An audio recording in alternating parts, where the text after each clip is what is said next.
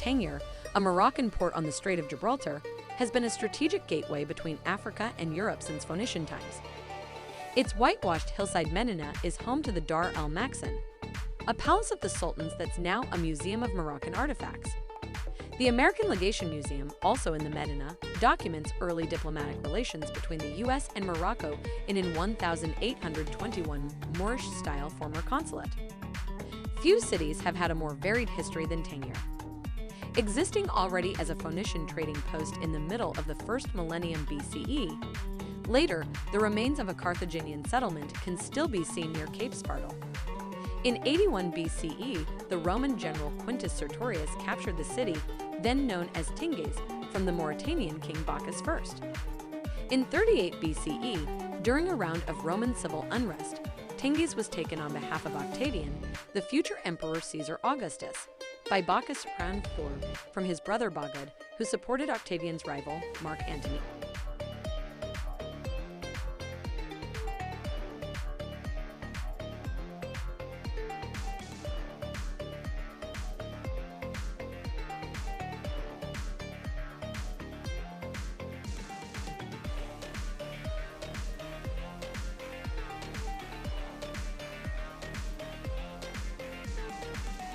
Becoming a free city in 42 CE, Tinges was made the capital of the Roman province of Mauritania Tingatana, with the name Tinges Colonia Julia Traducta, and it remained important commercially even after the political capital was removed to Volubilis.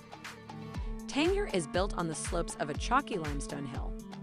The old town, Medina, enclosed by 15th century ramparts, is dominated by a kasbah, the Sultan's Palace, now a museum of Moroccan art, and the Great Mosque. European quarters, whose populations have declined considerably since the independence of Morocco in 1956, stretch to the south and west. Tangier has been the summer site of the Moroccan royal residence since 1962. An important port and trade center, the city has excellent road and rail connections with Fes, Meknes, Rabat, and Casablanca, as well as an international airport and regular shipping services to Europe. The building trades, fishing, and textile and carpet manufacturing supplement the city's vibrant tourist trade.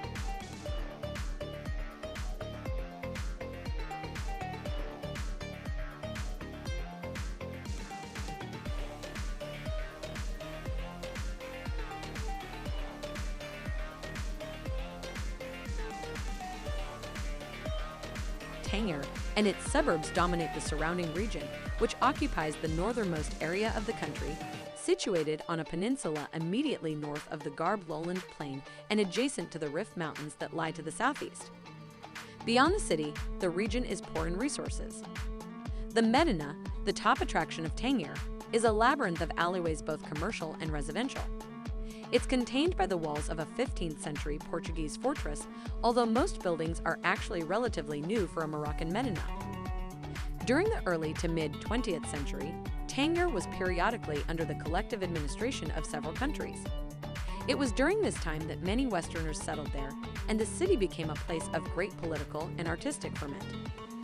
Tangier was famous as a destination of artists and writers from Europe and the United States during the 1950s and 60s, and to a lesser extent in later decades.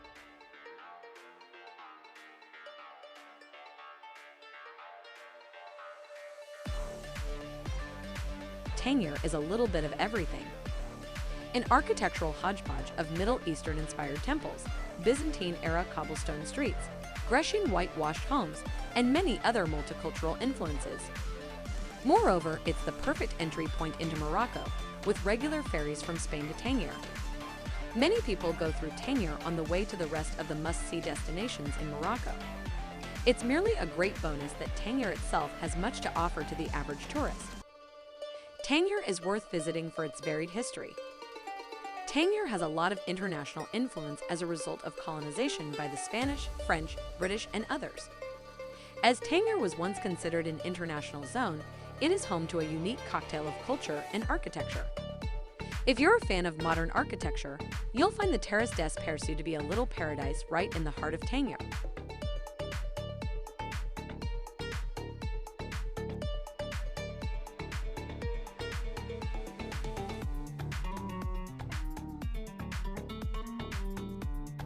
Located within Villeneuve, the terrace has inspired countless artists and writers due to its panoramic view of the crystalline ocean, its French and Portuguese-influenced buildings and landmarks, and giant palm trees that jut from the earth directly toward the sky like a miniature Tower of Babel, dwarfing even some of the modern buildings erected in the main square.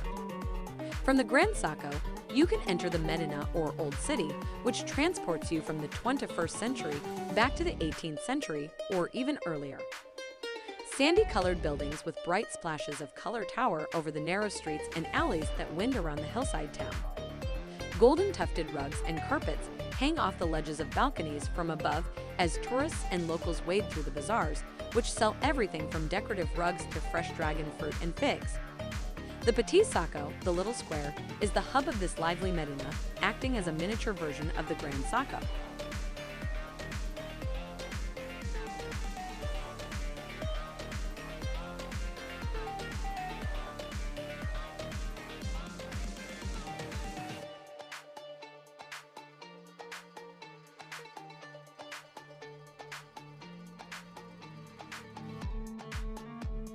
People congregate here at all hours of the day to see people of different cultures dining together at one of the numerous cafes on the side of the street, where coffee and food is consumed almost non-stop throughout the day. Situated around the Petit Saco are three particular structures, which are emblematic of Tangier's interesting history.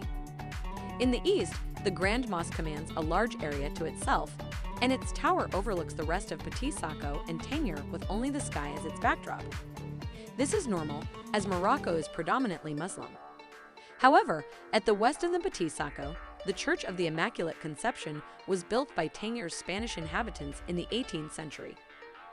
Tangier is quite a large city, and the main sites are quite spread out, in particular the Hercules Cave and Capspartle, which are about 20 minutes outside of the city, so we recommend hiring a Tangier taxi to travel by vehicle in comfort.